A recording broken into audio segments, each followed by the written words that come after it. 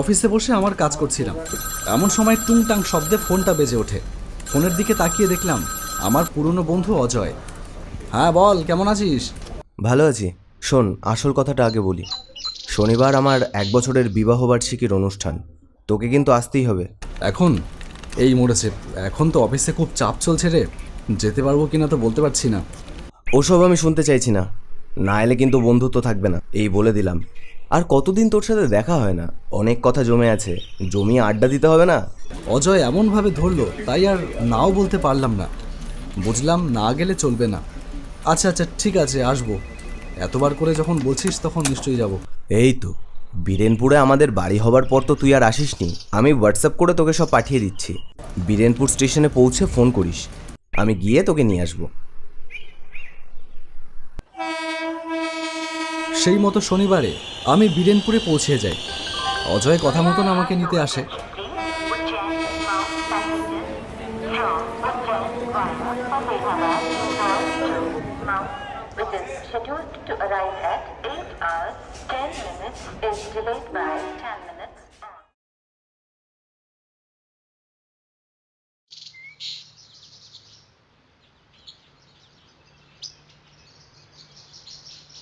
সত্যি অজয়, বীরেনপুরের পরিবেশটা কিন্তু খুব সুন্দর, দেখলেই মনটা ভরে যাচ্ছে। দারুণ জায়গাতে বাড়ি করেছিস।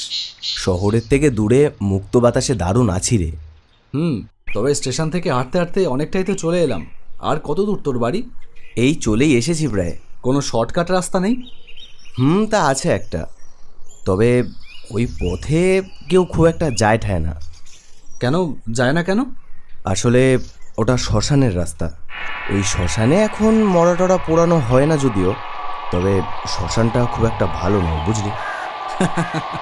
আচ্ছা আচ্ছা, বুঝলাম।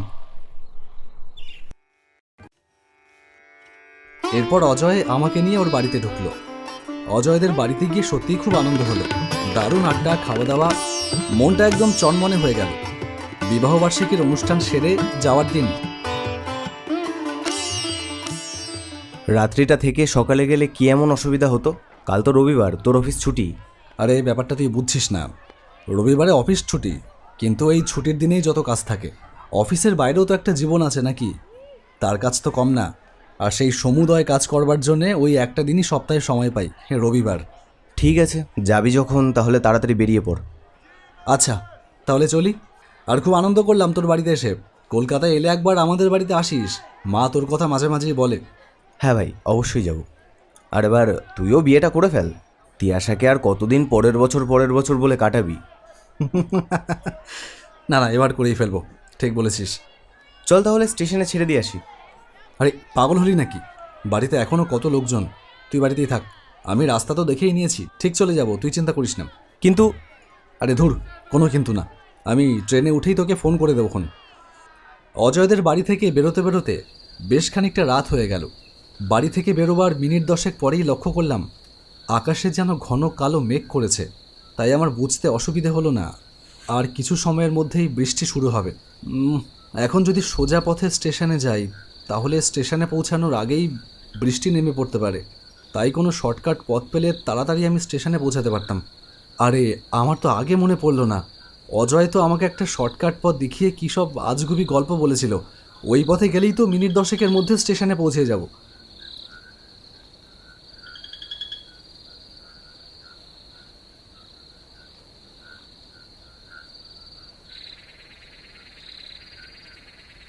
আমি কিছুটা যেতেই সেই পথটার কাছে পৌঁছালাম। রাস্তার পাশে একটা সাইনবোর্ডে লেখা, এই শ্মশান পরিত্যক্ত, এই শ্মশানে এখন আর সব দাহ হয় না। আমি সেই পথে চলতে লাগলাম। আজ বোধহয় অমাবস্যা, চারিদিকে ঘুটঘুটে অন্ধকার, রাতের কালো আকাশে একটা তারার বিন্দুও চোখে পড়ছে না। কিছুটা পথ যেতেই খুব জোরে বৃষ্টি শুরু হয়। যা বৃষ্টি শুরু হয়েছে, দৌড়িয়েও তো স্টেশনে পৌঁছাতে পারবো না। আর যা হাওয়া দিচ্ছে, বড় কোনো গাছের ডাল যদি ভেঙে মাথায় পড়ে তাহলেই হয়েছে। আমি এদিক ওদিকে তাকাতে শুরু করলাম। আর সামনেই শ্মশানটা চোখে পড়ল, আর তার পাশে একটা পুরনো বাড়ি। আমি দেখতে পেলাম বাড়িটায় আলো জ্বলছে, হয়তো এই বাড়িতে গেলে একটু আশ্রয় পেতে পারি। এই ভেবে আমি সেই বাড়িটার দিকে এগিয়ে গেলাম। কিছু করার নেই, বৃষ্টি না থামা পর্যন্ত ওইখানেই আশ্রয় নিতে হবে। বাড়ির দরজার কাছে গিয়ে আমি দরজায় ধাক্কা দিতেই একজন বয়স্ক লোক দরজাটা খুলে দিল। লোকটা আমাকে যেন আগে থেকেই দেখেছে। লোকটাকে দেখেই আমার বুকটা কেমন ছ্যাত করে উঠল। বাপরে, এ কেমন চেহারা! মাথা ভর্তি ঝাঁকড়া চুল, গায়ের রং একেবারে কুচকুচে কালো, আর চোখ দুটো যেন মরা মাছের চোখের মতন স্থির। আমাকে দেখে বয়স্ক লোকটি বলল, এসো বাবা, ভেতরে এসো, বাইরে থাকলে ভিজে যাবে, বৃষ্টি কমলে পরে স্টেশনে যেও। আমার স্টেশনে যাবার কথা লোকটা কিভাবে জানলো? তাই ভেবে আমি বেশ অবাক হলাম। বাইরে ভীষণ বৃষ্টি। কিছুটা বাধ্য হয়ে আমি ঘরের ভিতরে ঢুকলাম। ঘরে ঢুকেই একটা বিকট পচা গন্ধে আমার গাটা গুলিয়ে উঠল। ঘরের বেশিরভাগ অংশ অন্ধকার, ছোট একটা আলো জ্বলছে। তুমি এইখানে বসো, তুমি একদম ভিজে গেছো, তোমার জন্য আমি চা করে আনছি। এই বলে লোকটা ঘরের ভেতরে চলে গেল।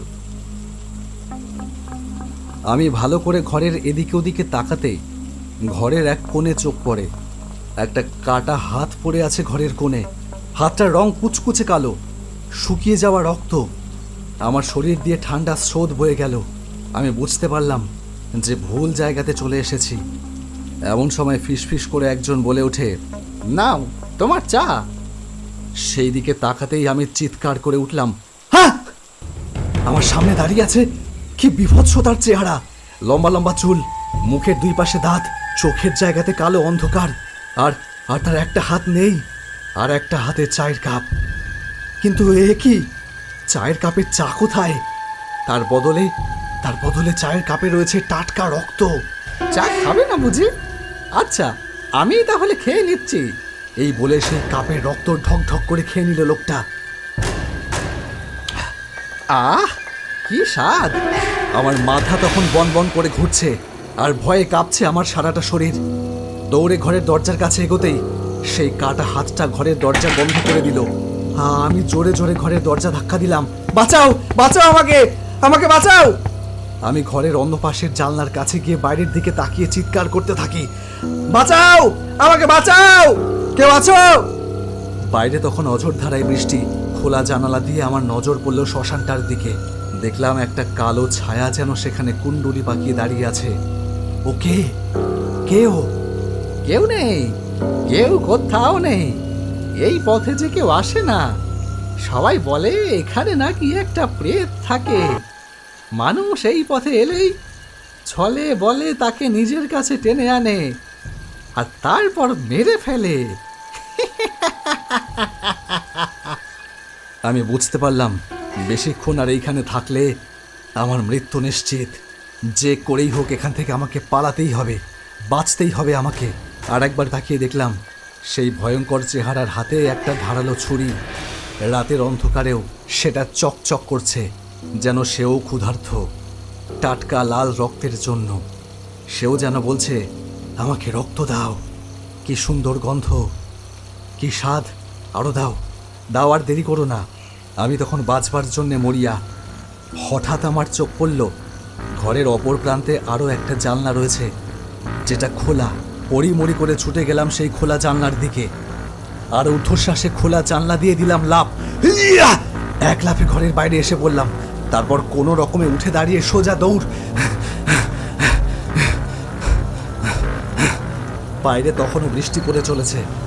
আমি শ্মশানের সেই ভুতুড়ে বাড়িটা পিছনে ফেলে স্টেশনের দিকে ছুটে চললাম। একবার পেছনে ফিরে দেখলাম সেই ভয়ঙ্কর প্রেতটি আমার পেছনেই আসছে। ভেসে আসছে আর একটা ভয়ঙ্কর হাসি।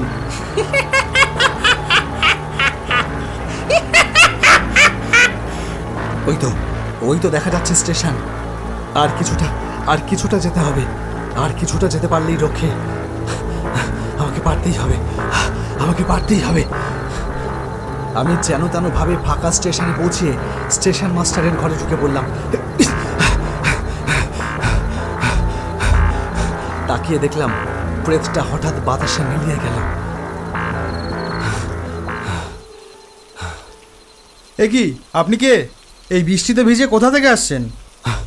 সব বলছি, সব বলছি। এক গ্লাস জল দেবেন? গলাটা গলাটা পুরো শুকিয়ে গেছে। আচ্ছা, আপনি আপনি আগে বসুন। এ নিন জল। ধন্যবাদ।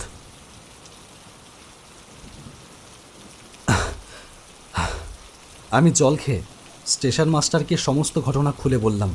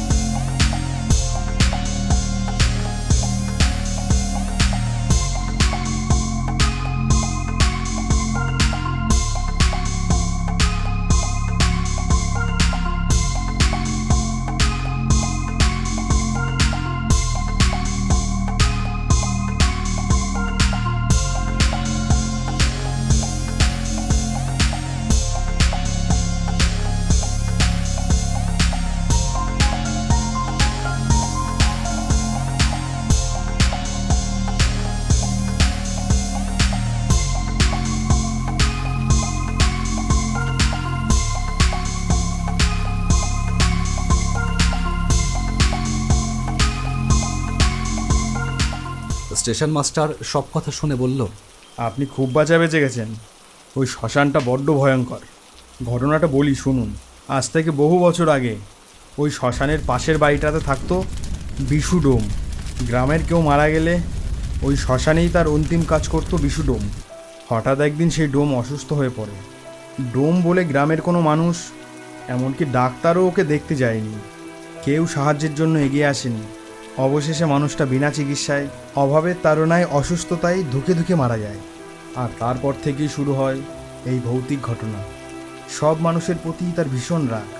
যারা তাকে বাঁচতে দেয়নি তাদেরও সে বাঁচতে দেবে না। তাই রাতের বেলা যেই ওই রাস্তা দিয়ে যায় তাকেই সে ভুলিয়ে ভাইলিয়ে তার ঘরে নিয়ে আসে।